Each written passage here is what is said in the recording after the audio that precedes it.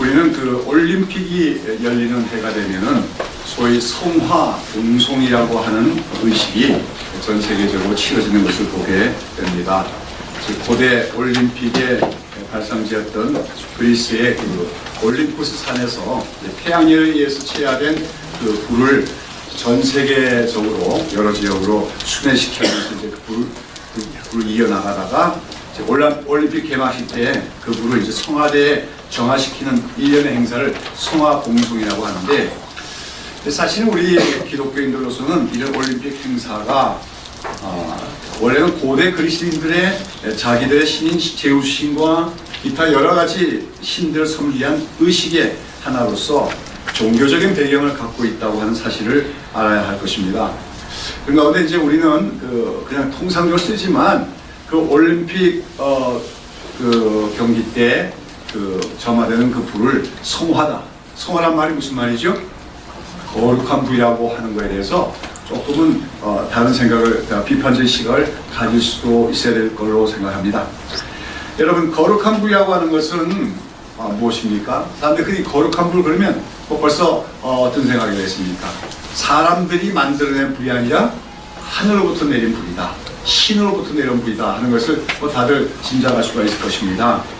근데 우리가 이 올림픽 경기에서 사용되는 그 물이 사실 진정한 성화가 될 수 없다고 하는 이유는 우리가 성경에 보면은 바로 그 거룩한 불, 그 성화에 대한 말씀이 계시면서 성경에서 말하는 그 거룩한 불, 하나님이 말씀하신 그 거룩한 불 외에는 어떤 다른 불도 거룩한 불이 성화가 될 수 없다고 말하기 때문입니다. 그리고 오늘 성경은 하나님의 백성은 바로 그 거룩한 불이 무엇인가를 아는 자이며 그 거룩한 불을 가지고 하나님을 섬기던 자다 하는 것을 성경은 말하고 있다고 하는 것이죠. 자, 오늘 우리가 레위기 9장과 10장을 보는데 10장에 보면은 아론의 아들 나답과 아비후가 하겠습니다. 여러분 알겠지만 이제 이스라엘 백성들이 하나님께 그 제사 제도가 본격적으로 시작이 되는데, 그런 가운데 첫 번째 대제사장이 누굽니까? 모세의 형인 아론이 대제사장이 되었고, 그 아들들도 이제 아버지를 따라서 제사장이 되었는데, 그 두 아들인 나답과 아비후가 어떻게 했다고요? 향로를 가지고 하나님께 분향을 하는데 하나님이 명하시지 않은 다른 불로 분향을 하다가 어떻게 됐습니까? 여호와 앞에서 불이 나와서 그들이 그 자리에서 직살하고 죽임을 당하고 말았다고 하는 것입니다. 자, 이게 참 특이한 사건인데 왜 이렇게 두 사람은 하나님이 명하시지 않은 불로 하나님을 분향하다가 죽임을 당한 것이 됩니다. 자, 우리는 그동안 출애굽기를 쭉 살펴보았죠. 출애굽기에는 보면 이제 이스라엘 백성들이 애굽에서 노예 생활하다가 하나님의 권능의 손으로 이제 해방을 얻고 자유를 얻게 된 이야기. 그 다음에 광야길을 걸어가다가 마침내 시내산에 도착해서 하나님과 언약을 맺은 이야기. 그 다음에 하나님께서는 그 언약을 맺은 이스라엘 백성들에게 무엇을 주십니까? 율법을 주시죠. 그 율법에 관한 것. 그 다음에 이제 그러나 그렇게 하나님과 언약을 맺은 이스라엘 백성들이 언약을 맺은 지 얼마 가지도 않아서 어떡합니까? 금송아지 우상을 섬기며 언약을 깨뜨립니다. 이랬을 때 중보자인 모세가 자기의 목숨을 걸고 하나님께 기도함으로써 이스라엘 백성들이 언약의 백성으로서의 자리를 회복하도록 하는 이야기도 나왔습니다. 그러고 나서 이제 지난주에는 이제 하나님께서 그 모세에게 장차 하나님이 그 이스라엘 백성들 가운데 거하실 처소, 성소로서 성막을 지으라고 명령하시고, 그 성막을 지을 때 임의로 짓는 것이 아니라 하나님이 보여주신 모든 계시를 따라서 성막을 짓도록 하신 그 세세한 내용들이 나오고, 그래서 이제 출애굽기 마지막 장에는 마침내 그 성막이 하나님이 보여주신 식양대로 다 완성이 되자 그 성막을 하나님께 헌납해 드리고, 그날 어떡합니까? 그 성막에 하나님의 영광이 임하십니다 하는 그 얘기로 이제 출애굽기는 끝나고 있다고 하는 거죠. 그러고 나서 이제 레위기가 이제 이어지는데, 레위기 1장 8장까지를 쭉 보시면은 바로 이제 그 성막에서 이스라엘 백성들이 여러 가지 제사를 드리도록 되어 있습니다. 이제 5대 제사라고 해서 번제, 속제제, 속건제, 화목제 등등의 소제 등의 제사가 있는데, 이러한 제사를 드릴 때 어떻게 언제 드릴 것인가, 그리고 또 그 제사를 드리는 제사장들은 어떻게 자기를 거룩하게 구별할 것인가 등등의 제사에 대한 규례가 쭉 나오게 됩니다. 우리가 이제 그 제사라고 하는 것은 사실은 이 성막이 건설되기 전에도 제사가 있어 왔지요. 아브라함도 하나님께 번제를 드렸고, 또 뭐 야곱도 제사를 드렸고 다 그랬습니다. 그런데 이제 성막이 건설되고 나서 이제 본격적인 제사 의식이 시작이 되는 것인데, 이제 그 레위기 9장에 보면 마침내 이제 그 성막이 완성되고 나서 첫 번째 대제사장으로 이제 기름 부음을 받은 아론과 그 아들들이 하나님이 정해주신 제사법의 규례를 따라서 첫 번째 성막 제사를 드린 이야기가 나오고 있습니다. 여러분, 번제와 속죄제를 드리고 화목제를 드렸다고 기록이 되고 있는 것이죠. 자, 그런데 그 9장 마지막에 보면 이렇게 아론이 대제사장으로서 그 번제와 속죄제와 화목제를 다 드리고 나서 이제 여기 보면 간단히 생략하지만 모세와 아론이 회막에 들어갔다가 나왔다 했는데, 이것은 회막이라는 성막을 얘기하는 것이고, 그 성막 속에서도 지성소를 들어갔음을 의미합니다. 즉 이스라엘 백성들의 모든 죄를 용서받기 위한 속죄 제사를 드리고, 그 피를 가지고 이제 아론이 지성소에 들어갔다가 나왔음을 의미하는 거예요.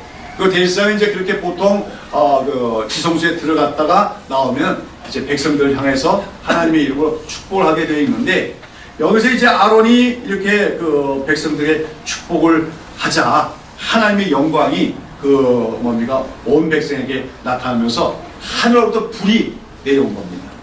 그 불이 내려와서 지금 이스라엘 백성들이 아론이 이스라엘 백성들 위에서 드린 그 번제단 위에 불이 임해가지고 그 모든 드려진 희생제물들을 완전히 불타르는 그런 사건이 일어나게 됩니다. 그리고 그 불이 그 하늘로부터 쏟아지면서 그 불이 번제물들을 다 태우자 온 백성이 두려움에 질려가지고 소리를 질렀다고 했지요. 소리 지르고 엎드렸다고 했어요. 바로 그 사건 다음에, 그렇지만 하늘로부터 불이 임했단 말이죠. 그리고 이제 하나님께서 뭐라 하냐면 그 불로, 하나님이 내려주신 그 불로서 이제 모든 제사를 드리라고 말합니다. 그래서 이제 이스라엘 백성들은, 또 특별 제사장들은 이 제단 위에 불이 꺼지지 않도록 해야 돼요. 계속해서 이제 땔감 연료를 공급함으로써 그 번제단에서는 24시간 1년 내내 항상 불이 타오르게 됩니다. 그러면 이제 하나님께서 내어주신 불이 계속 이어져 나가는 것이라는 의미가 되겠죠. 그 다음에 이스라엘 백성들은 하나님께 제사를 드릴 때 반드시 그렇게 하나님이 내려주신 그 불에 의해서 모든 제사를 드려야 되고, 그 다음에 이제 성막 내에 분향단이 있고, 또 뭐가 있죠? 등잔이 있는데 그 불들을 점화할 때도 반드시 그 번제단에 하나님이 내려주셔 점화된 그 불을 가지고 그 불을 당겨서 그걸로 분향을 하고, 또 등잔을 켜도록 하나님이 명하셨다고 하는 거죠. 자, 그런데 오늘 여기 10장에 보면 아론의 아들 나답과 아비후가 어떻게 했다고요? 분향을 하는데 하나님이 명하시지 않은 다른 불을 다 가지고 분향을 하다가 하나님에 의해서 죽임을 당한 사건이 여기 나오고 있다고 하는 것이죠. 자, 아마 나답과 아비후는 그렇게 심각하게 생각하지 않았을 것 같아요. 분향만 하면 되는 거니까 하나님께. 그러면서 아마 그들이 자기 집에서 사용하던 불씨를 가져왔는지, 아니면은 이제 또 성막 내에 보면은 제사를 드리고 나서 남은 희생 제물로 쓰인 짐승들을 삶아서 그걸 이제 음식으로 나눠 먹기도 하는데, 그러니까 여기 보면 이제 아궁이가 있고 불 때는 그런 솥 같은 것도 있겠지요. 거기도 불이 있지 않습니까? 아마 그게 더 점하기가 더 쉬웠는지 몰라요. 그래서 나답과 아비후가 하여튼 번제단에 붙고 있는 그 불, 하나님이 내려주신 그 불이 아닌 다른 불을 담아다가 분향을 하다가 그만 죽음을 당하고 말았다. 하나님 명하신 불이나 거기 다른 데서 불타오르는 불이나 다를 게 뭐 있습니까? 똑같은 불인데, 그런데 그 결과는 너무 심각했고 불행했다고 하는 것입니다. 여러분, 이런 사건을 볼 때 여러분 좀 어떤 생각이 드십니까? 하나님이 명하신 불 아닌 다른 불로 이렇게 제사를 드렸다 분양을 했다고 곧바로 죽임을 당하는 이 제사장들, 이런 하나님 좀 잔인하고 좀 무서운 하나님이라는 생각 들지 않습니까? 좀 성마르다 그런 표현을 하지만 뭐 정말 성깔이 보통이 아니신 그런 하나님입니다. 그래서 보통은 우리가 이렇게 이런 사건들을 대하다 보면 구약의 하나님은 어떤 하나님처럼 생각될 때가 많아요? 좀 무서운 하나님, 두려운 하나님, 엄격한 하나님으로 생각이 들기 쉽습니다. 그래서 이제 뭐 우리나라에도 이 성경에 대해서 비판적인 사람들이 좀 꽤 있는데, 자기는 뭐 기독교냐고 얘기하면서도 성경을 비판하는 사람들도 있어요. 그 사람들은 보통 구약과 신약을 구분해서 구약의 하나님과 신약의 하나님은 다른 하나님이다, 이제 그렇게 보통 얘기를 많이 하죠. 구약의 하나님은 무서운 하나님, 진노의 하나님이고, 신약의 하나님, 예수 그리스도로 말미암아 나타난 하나님이야말로 참된 사랑의 하나님이다, 이렇게 구분하고 있지만, 이제 성경의 구속사를 이해하지 못하기 때문에 나오는 얘기라는 겁니다. 정말로 하나님은 왜 무섭고 두렵기만 한 분이겠는가? 자, 그리고 오늘 이 본문의 사건, 즉 나답과 아비후가 하나님이 명하시지 않은 다른 불로 분양을 하다가 하나님께 징벌을 받아 죽임을 당한 이 사건을 오늘 우리에게 무엇을 말하고자 하는 것이냐, 그래서 우리가 생각해 봐야 될 줄로 압니다. 어떤 사람들은 이제 이 사건을 가지고 이제 제사장은 하나님을 섬기는 자들이니까 오늘도 교회에서 하나님을 섬기는 일을 하는 사람들은 뭡니까? 불성실과 부주의함으로 해서는 안 된다. 나답과 아비후가 말은 불성실하게 주의를 기울이지 않고 대략 그냥 하다가 죽임을 당했으니까 오늘 우리도 하나님 일을 함에 있어서는 뭡니까? 하나님의 뜻을 따라서 아주 정확하게 일을 해야 된다, 이렇게 적용을 하기도 합니다. 또 어떤 사람은 하나님 섬기는 사람들은 절대로 술에 취해서는 안 된다 하는 교훈을 여기서 이끌어내기도 합니다. 왜냐하면 여기 보면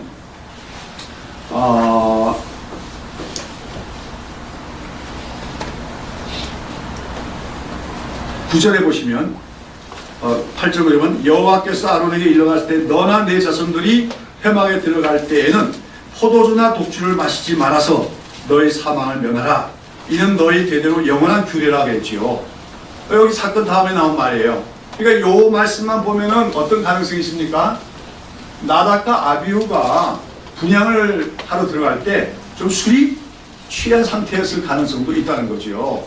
그러니까 뭐예요? 술이 약간 취다 얼얼하다 보니까 그냥 주의를 기울이지 못해서 하나님이 명하신 불에 가서 그 불을 댕겨와야 되는데 아무 데서나 불을 채화해서 갖고 들어가다가 변을 당한 것이다. 그래서 오늘도 우리가 하나님 섬기는 사람들, 특별히 대표적으로 목사나 장로나 이런 사람들은 절대 술을 마시고 해서는 안 된다, 이렇게 적용을 하기도 합니다. 이들이 술을 마시고 취한 상태에서 그렇게 하다가 변을 당했다. 상황적으로는 그렇게 이해할 수도 있습니다. 그러나 이 본문이 말해주는 것이 술 취해서 하나님 섬기다가는 하나님 징벌 받는다, 그런 윤리적인 교훈을 우리에게 주고자 하는 것이 아니라고 하는 것이죠. 자, 그렇다면 오늘 이 사건에서 나답과 아비후라고 하는 제사장들이 하나님이 명하시지 않은 다른 불, 즉 하늘로부터 하나님이 내려주신 그 불이 아닌 다른 불로 하나님을 섬기려고 하다가 이렇게 징벌을 당한 이 사건은 우리에게 무엇을 말해주는 것이냐. 여기서 하나님이 명하신 불, 그 불은 말하는 거룩한 불인데 그 불은 무엇이냐, 그렇다면 또 하나님이 명하시지 않은 다른 불은 무엇인가, 여기에 대해서 우리가 생각을 하고자 하는 것입니다. 결론적으로 말하자면 오늘 여기서 하나님이 명하신 그 불, 하나님이 내려주신 그 불, 바로 거룩한 그 불, 그 불은 한마디로 성령의 불을 의미한다는 것입니다. 여러분, 오늘 이 사건에서 다른 불로 분향을 한 것은 어떻게 보면 그렇게 큰 범죄 같지도 않은데 하나님의 그 두 제사장을 그처럼 즉각 죽음으로 징계를 내리신 것은 하나의 본보기라고 할 수가 있지요. 여러분, 우리가 신약에도 보면은 사도행전 5장에 보면 아나니아와 삽비라가, 그렇죠? 하나님께 헌금을 드리는 데 있어가지고 어떻게 했어요? 좀 속였죠, 그렇죠? 거짓말했어요. 자기 전 재산을 드리는 게 아니면서도 뭐예요? 조금 일부는 감춰두고 재산을 헌납하면서도 전 재산을 드리고 했다고 했는데 그것 때문에 어떡합니까? 그런데 죽고 말지요.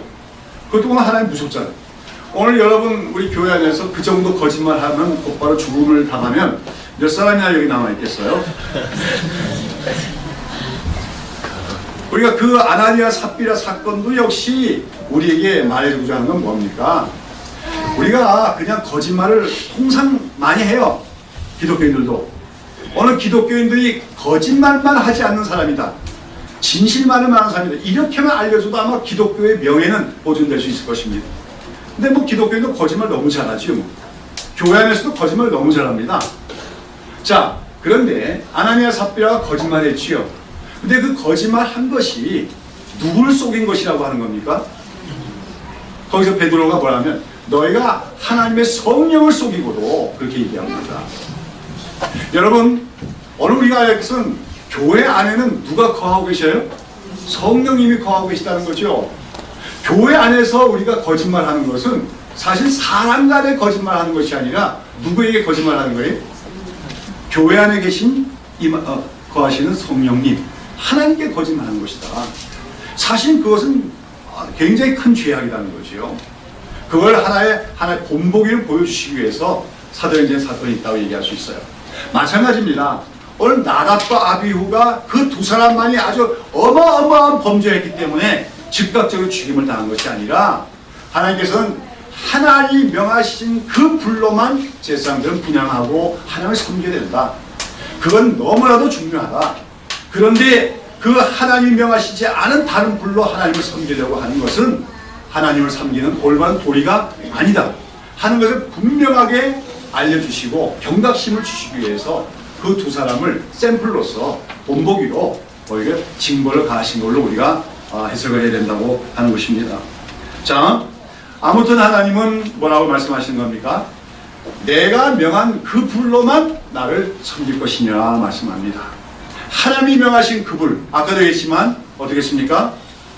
첫 번째 성막제사가 드려지고 나서 희생제사가 드려나서 그 위에 임하신 불입니다. 하나님이 내주신 그 불, 그 불로만 하나님을 섬기라고 얘기하고 있다고 하는 것이죠. 오늘 우리가 그 9장에 보면 여하튼 그 아론이 하나님이 주신 이제 규례를 따라서 모든 그 레위기에 나온 제사법을 따라서 희생제사를 다 드렸습니다. 그리고 그 위에 이제 불이 내려왔다는 것은 하나님께서 그 제사를 기쁨으로 받으셨다, 기쁨으로 연락하셨다는 것을 의미합니다. 그러면서 그 불로서 이제 하나님을 섬기라고 하는 것은 바로 예수 그리스도의 십자가 죽음 위에 성령이 오실 것과 그 성령으로만 우리가 하나님을 섬길 수 있음을 하나님은 보여주신 하나의 예표적 사건이라고 하는 것입니다. 우리가 너무나 잘 알지만 구약시대 이스라엘 백성들이 무슨 죄를 지었을 때 그 죄를 용서받기 위하여 뭡니까? 양이나 소를 잡아서 희생제사를 드립니다. 거기서 그 자기는 아무 죄가 없이 피를 흘리며 그 백성의 죄를 위하여 죽어가는 그 희생제물들은 다 누구의 상징입니까? 장차 우리 죄를 위하여 십자가에 죽으실 예수 그리스도의 상징이다, 예표다 하는 것을 우리가 다 알고 있는 것이죠. 자, 그런데 오늘 우리가 레위기에 보면 바로 그처럼 성막이 지어지고, 지난주에도 얘기했죠. 성막이라고 하는 것은 오늘 뭐 하나님이 성막을 건설하다 해서 오늘날에도 무슨 돈을 들여서 건축물을 잘 세워라 그런 말이 아니겠지요. 바로 그 성막은 예수 그리스도에 대한 계시라고 했습니다. 그리스도의 복음에 대한 계시라고 했습니다. 그 성막이 건설되고 나서 거기서 희생제사가 되었습니다.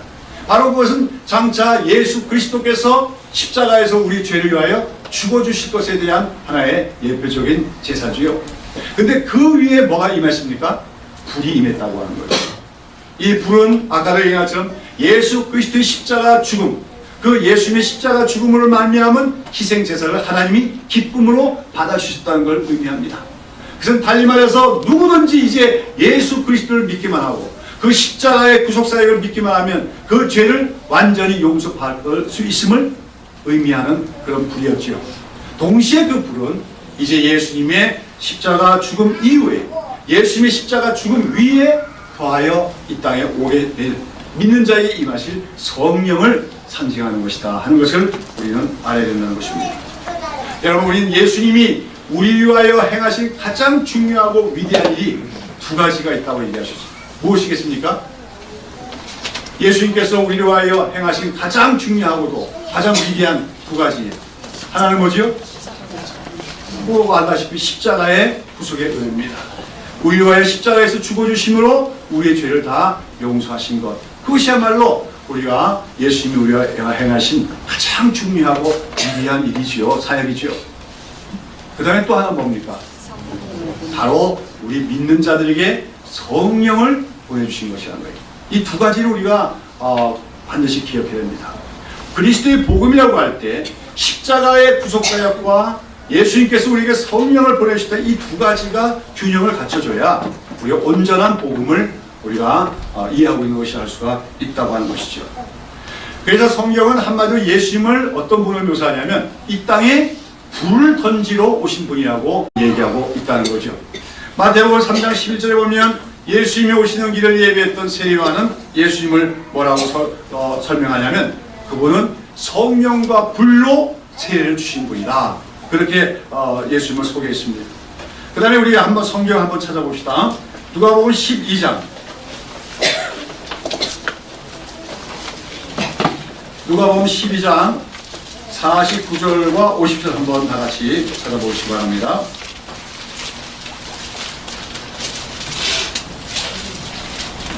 네, 같이 읽겠습니다. 내가 불을 땅에 던지러 왔노니 이 불이 이미 붙었으면 내가 무엇을 원하리요? 나는 받을 세례가 있으니 그 이르기까지 나의 답답함이 어떠하겠느냐. 여기서 예수님은 이 땅에 뭘 던지러 왔다고 말씀하십니까? 불을 던지러 왔다 말씀하십니다. 여기서 예수님이 던지러 온 불은 어떤 불을 얘기할까요? 그 당시 세례요한만 하더라도 그 불을 심판의 불로 이해했는지 몰라요. 그러나 예수님이 말했지만 불은 무슨 불입니까? 성령의 불을 말합니다. 예수님 그 성령의 불, 말하면 하늘로부터 임하는 불을 이 땅에 던지러 오신 분이라고 얘기하고 있는 것이죠. 그래서 오늘 예수님은 그 누가복음에서 나는 바로 그 거룩한 불, 하늘로부터 임하는 불을 이 땅에 던지러 왔는데, 그런데 그 거룩한 불이 이 땅에 내려와서 활활 타오기를 간절히 소원한다고 말씀하시는 것입니다. 자, 그러나 그 거룩한 불이 이 땅에 던져지고 이 땅에 임하려면 거기에는 순서가 있다는 것이죠. 뭐가 있습니까? 그 불이 이미 붙었으면 내가 무엇을 원하리요? 예수님이 오셨을 당시 이미 성령이 이 땅에 임했다면 내가 더 원할 게 무엇이겠느냐. 그러나 아직 그 성령의 불이 임하지 않았다는 거죠. 그 불이 임하기 전에 어떤 일이 있어야 되느냐? 그 전에 나는 받을 세례가 있으니 그 이르기까지 나의 답답함이 어떠하겠느냐.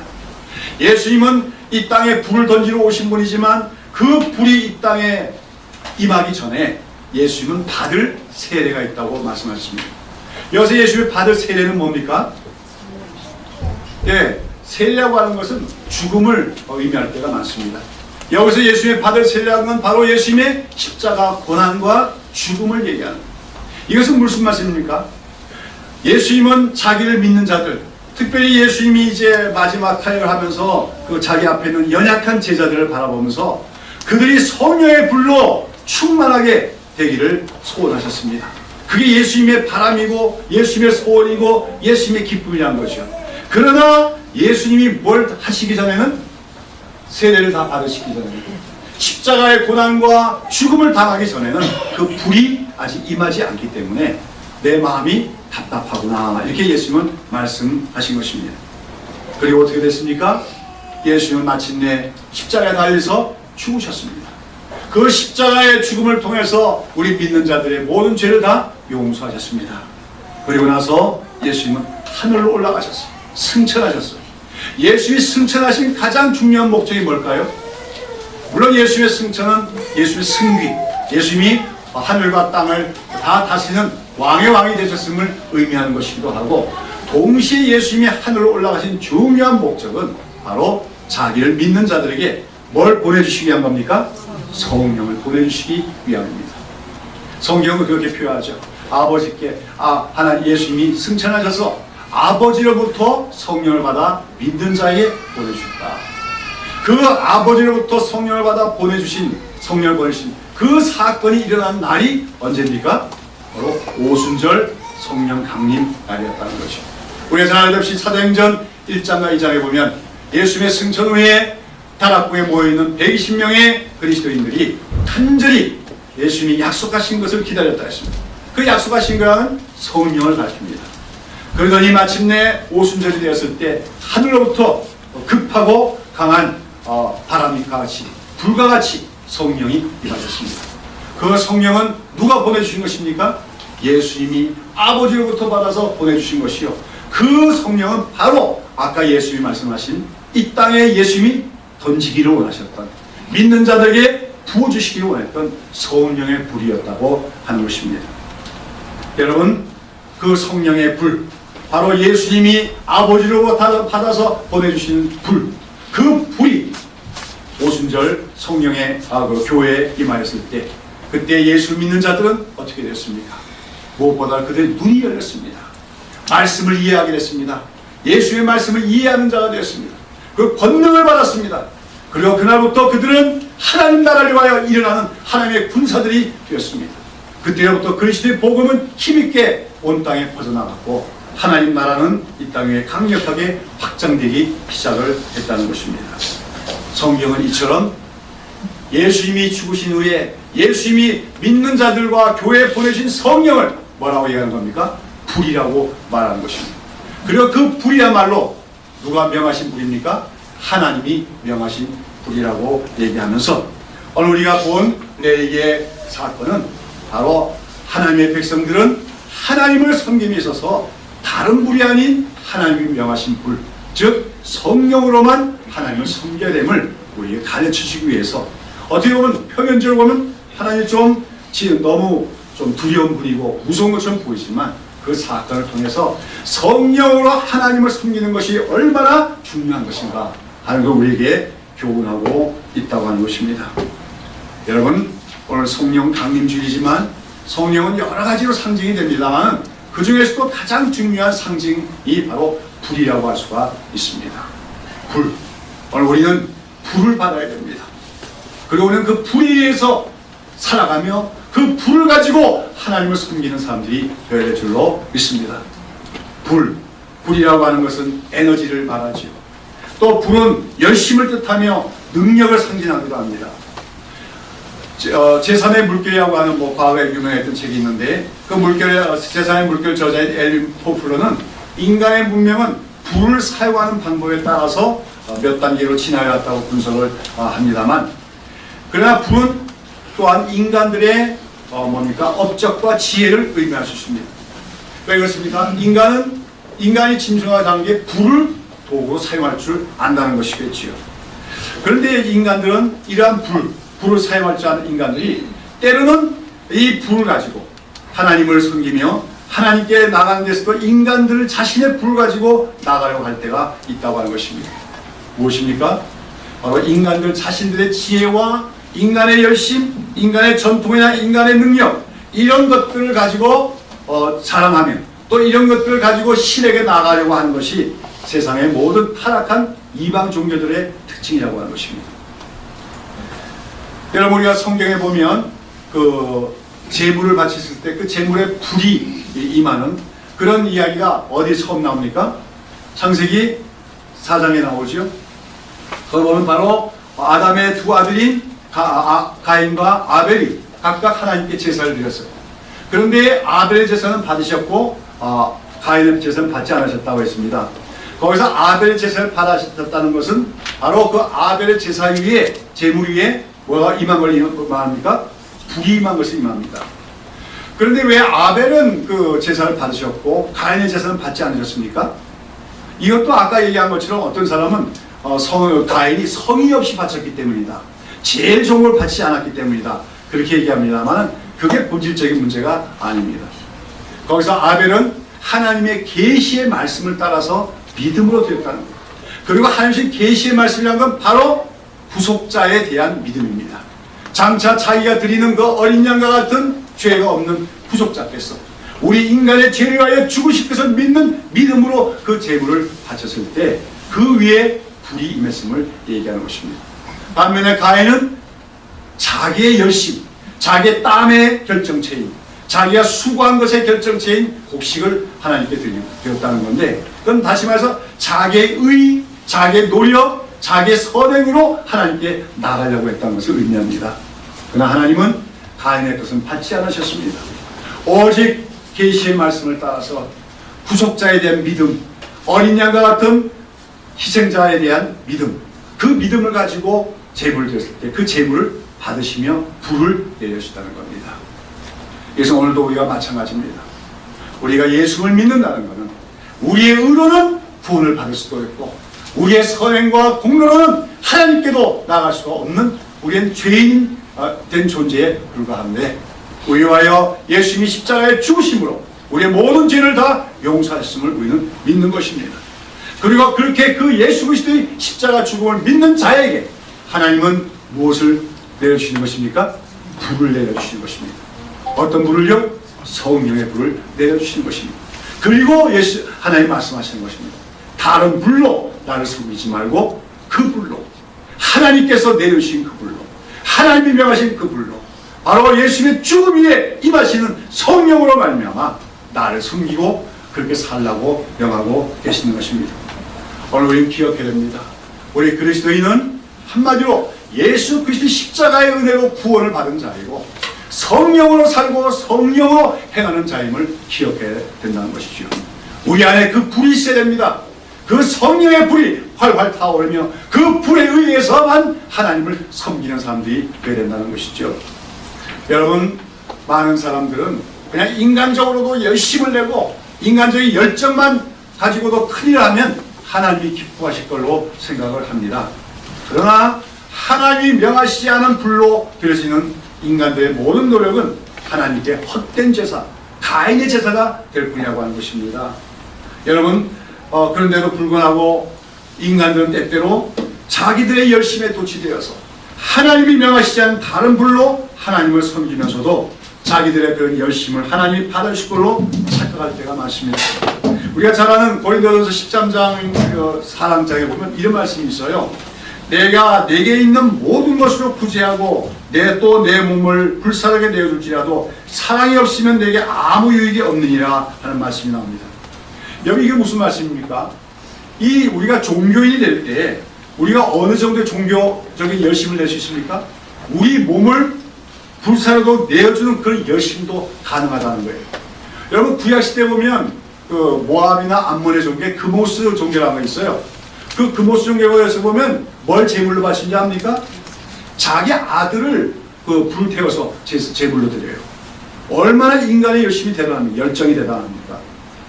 그것이 인신 제사기 때문에 하나님이 가증하게 여기도 하지만, 그런 인간의 열정, 열심이 아무리 거대할지라도 하나님이 명하시지 않은 불은 하나님은 받으실 수가 없음을 성경은 말한다는 겁니다. 여러분, 내가 내 몸을 불사르게 내어줄지라도 사랑이 없으면 아무것도 없다. 특별히 여기서 사랑도 하나님이 명하신 불이라고 할 수가 있을 것입니다. 성령은 그 사랑입니다. 그러므로 우리가 사랑 없이 아무리 열심을 다하고 열정을 다하고 큰일 하더라도 아무것도 아니다, 아무 의미가 없다고 성경은 말한다는 것이죠. 사랑하는 여러분, 오늘 우리가 진정한 하나님의 백성이라면 우리는 하나님이 명하신 그 불인 성령으로 살아가며 그 불로 하나님을 섬기는 사람들이 되어야만 됩니다. 자, 우리 다 같이 성경을 봅니다. 빌립보서 3장 2절과 3절 말씀입니다.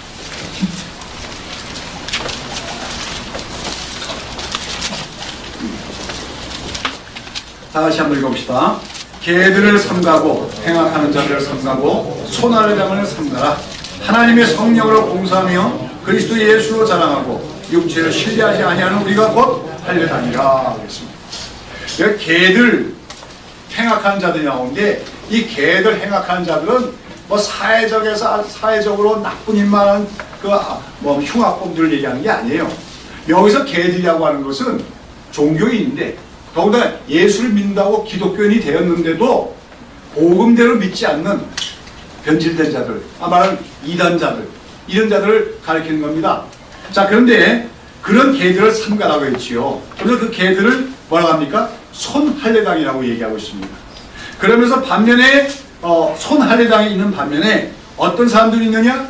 하나님의 성령으로 하나님을 봉사하며 그리스도 예수로 육체를 자랑하고 육체를 신뢰하지 아니하는 우리가 할례당이다 그랬어요.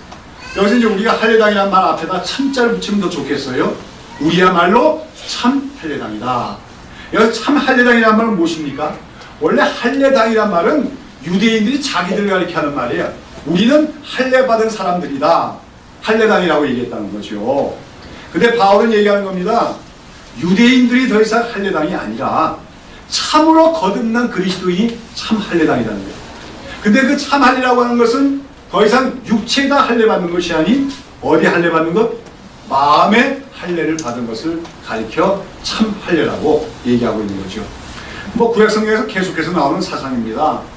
여기서 손할례당이라고 말은 문자적으로는 자해 행위를 얘기하는 거예요. 자해. 그 칼로 막 이렇게 몸에 상처 내고 하는 행위. 그걸 얘기하는 거죠. 사도 바울이 지금 뭘 그렇게 얘기하고 있냐면 유대인들의 할례받는 의식을 자해 행위라고 얘기하는 거예요. 예수 그리스도의 복음을 알지 못하고 그러면서 뭐 율법을 따라서 할례를 행하는 행위는 더 이상 그것은 하나님 앞에서 거룩한 행위도 아니고 뭐 하는 거에 다름이 없다? 자기 몸에다가 상처를 내는 자해 행위와 다름이 없다. 그러면서 초대교회의 기독교인 중에서도 유대인들 출신으로서 할례를 행해야 된다고 중요하다는 그런 주장한 뭡니까? 거짓 그리스도인들을 가리켜서 그들이야말로 손할례당이다. 자기 몸에 자해를 하는 그런 자들에 불과하다고 얘기하면서 어떤 사람이야말로 참으로 할례를 받은 그 마음의 할례를 받은 사람이냐? 어떤 사람이라고 얘기합니까? 하나님의 성령으로 봉사한다. 그리고 그리스도 예수로만 자랑하고 육체를 신뢰하지 않는 사람이 참 할례당이라고 얘기하고 있습니다. 여기서 하나님의 성령으로 봉사하며 그랬어요. 여기서 봉사한다는 말은 섬긴다는 말, 하나님의 일을 한다는 말도 있고 예배한다는 말도 있습니다. 참된 할례당, 진정으로 거듭난 사람, 마음의 할례를 받은 사람은 어떻게 하는 사람이라고요? 성령으로 하나님을 섬기며 하나님의 일을 하며 하나님을 뭡니까? 예배하는 사람이라고 하는 것이죠. 오늘 그리스도인 어떤 사람이냐? 어떻게 정해야 됩니까? 예수를 믿는 사람, 심플합니다. 좋습니다. 그러나 조금 더 나가야 돼요. 예수 그리스도의 십자가의 구속의 은혜로 구원을 받았을 뿐만 아니라 무엇으로 거듭나고? 성령으로 거듭나고 무엇으로 사는 사람? 성령으로 사는 사람. 갈라디아서 보면 우리가 성령으로 살면 성령으로 행할지니 그랬습니다. 우리가 거듭날 때 성령께서 우리를 거듭나게 하십니다. 근데 거기서 끝나면 안 돼요. 계속해서 우리는 우리 안에 계신 성령님의 인도함을 따라서 살아가야 되며 우리가 하나님을 예배하고 하나님을 섬기는 모든 일에 있어서 무엇을 의지하여? 성령의 능력을 의지하여 하나님의 인도함을 받고 하나님을 섬기는 우리가 되어질 때 우리가 참된 할례당이 된다는 것을 기억해야 될 줄로 믿습니다. 특별히 오늘 보면 거기 빌립보서에 보면 참 할례당은 하나님의 성령으로 봉사하고 그리스도 예수로 자랑하고 육체를 신뢰하지 아니하는 사람이라고 했습니다. 그렇습니다. 참으로 거듭난 사람 참 할례당은 성령으로 하나님을 섬겨요. 그리고 동시에 예수 그리스도 밖에는 자랑할 게 없는 사람입니다. 하나님 앞에서 내 의를 자랑할 것이 없다는 것이요. 내 선행을 자랑할 것이 없다는 것이요. 나는 그저 죄인에 불과하다는 것을 아는 것이죠. 그렇기 때문에 그리스도 예수밖에는 자랑할 것이 없습니다. 육체를 신뢰하지 않는다는 것은 인간의 능력, 인간의 지혜 이런 것들을 더 이상 의지하지 않는 것을 얘기하는 것입니다. 자, 여러분, 오늘 우리가 진정한 그리스도인이라고 할 때 우리는 하나님의 성령으로 살아가는, 행하는 사람들이 되어야 됩니다. 다시 말해서 하나님이 내려주신 불, 예수 그리스도의 십자가 죽음 위에 하나님이 내려주신 그 거룩한 불로 살아가며 하나님을 섬기는 사람이 되어라 하는 것이 오늘 우리가 본 구약 성경에 나온 사건이 우리가 말씀하시는 교훈인 것을 기억하시기를 바랍니다. 자, 여러분, 오늘도 인간들은 다 불이 없이는 살 수가 없어요. 우리가 지금 여기 환하게 켜지는 불도 이게 다 불 아닙니까? 인간들은 근데 두 가지 불을 가지고 살아간다고 할 수가 있습니다. 하나는 하나님이 내려주신 하나님이 명하신 불이고, 다른 하나는 하나님이 명하시지 않은 불인 것입니다. 그런데 인간들 자체가 만들어내는 불, 인간들에게서 나오는 불도 때로는 거대하게 보이기도 하고 또는 거룩하게 보이기도 한다는 것이죠. 여러분, 고대의 제왕들이 건설한 건축물들을 보십시오. 뭐 만리장성이니 그런 것도 얼마나 대단합니까? 또 역사 속에 독재자들이 이루는 거대한 유물들을 보십시오. 근데 그뿐만 아닙니다. 중세에 타락했던 기독교가 만들어놓은 거대한 교회당 건물들 한번 보시기 바랍니다. 사람들의 눈을 현혹할 만큼 거대하고 멋있어 보이지만 하나님 보시기에는 뭐예요? 멸망에 가증한 것에 불과한 것이고요. 왜요? 그 모든 건물들이 하나님 명하신 불로 되어진 것이 아니라 인간의 불로, 인간의 열심으로, 인간의 능력으로 지어진 것이기 때문인 것이죠. 인간들은 스스로 흔히 자기들 스스로가 지펴놓은 불길을 보고 자아도취가 되기도 하고 또 그것을 하나님께서 좋게 여기시기도 합니다. 그러나 하나님이 명하시지 않은 불로 말미암아 모든 인간들의 자랑거리와 업적들은 나중날에 하나님의 그 거룩한 소멸하는 불인 성령으로 말미암아 불태워지고 말 것을 알아야 됩니다. 사랑하는 여러분, 오늘 우리 한국 기독교의 위기는 바로 여기에 있는 것입니다. 오늘 한국교회의 문제가 뭐냐? 윤리적인 문제라고 생각하는 사람도 있습니다. 그러나 오늘 한국교회의 문제는 윤리의 문제가 아닙니다. 또 어떤 사람 한국교회가 능력이 없어서 그런 거라고 생각하지만 한국교회가 능력이 없기 때문에 한국교회가 문제가 있는 것도 아닙니다. 한국교회 오늘 문제는 무엇입니까? 성령의 능력이 사라지고 있다는 것입니다. 성령의 역사가 사라지고 있다는 것입니다. 모든 교회가 성령님이 그 안에 내주하시며 성령께서 인도하시는 그 음성을 듣기보다는 사람의 말을 듣고 사람의 주장을 따라가는 교회가 되었다고 하는 것입니다. 한마디로 오늘 한국교회는 하나님이 내려주신 그 불, 하나님이 명하신 그 거룩한 불이 꺼져가고 있다고 하는 것이죠. 아까 분향을 드리다가 나닷과 아비후가 죽었습니다. 사실 분향이라고 하는 것 자체가 기도의 상징이에요. 기도를 상징하는 거거든요. 기도를 하면서 기도해야 돼요. 성령의 능력을 의지해서 기도해야 된다는 거예요. 내 인간적인 열심 가지고 금식하고 철학한다고 다 되는 게 아니라 성령에 의해서 기도할 수 있어야 된다고 하는 것이죠. 그런데 오늘 한국교회는 이 거룩한 불이 꺼져가고 있습니다. 소위 자칭 하나님의 종들이 하나님이 명하시지 않은 다른 불로 교회들을 세워나가려고 하고 인간적인 방법과 세속적인 열심으로 하나님을 이루어하고 있는 것이 오늘 한국교회의 위기고 문제라고 하는 것입니다. 우리 한국교회의 과거 역사를 보면은 우리 한국교회가 일제시대 때 초기교회 때 정말로 하늘로부터 임한 그 거룩한 불에 의해서 한국교회는 세워져 갖고 부흥의 역사가 일어났던 것을 우리는 기억합니다. 그러나 오늘날 한국교회는 어떻습니까? 초대교회나 한국교회 초기교회보다 훨씬 부유하고 능력이 많습니다. 사도 베드로가 오순절 이후에 성전에 올라가다 안전뱅이를 보고 하는 유명한 말이 있지요. 뭡니까? 은과 금은 내게 없으나 뭐예요? 예수 그리스도 유명하노니 일어나 걸으라고 했습니다. 오늘날 한국교회는 어떻습니까? 은과 금은 있으나 예수의 능력이 없는 교회입니다. 성령의 능력이 없는 교회입니다. 오늘 우리 교회는 어떤가? 돌아보기를 바랍니다.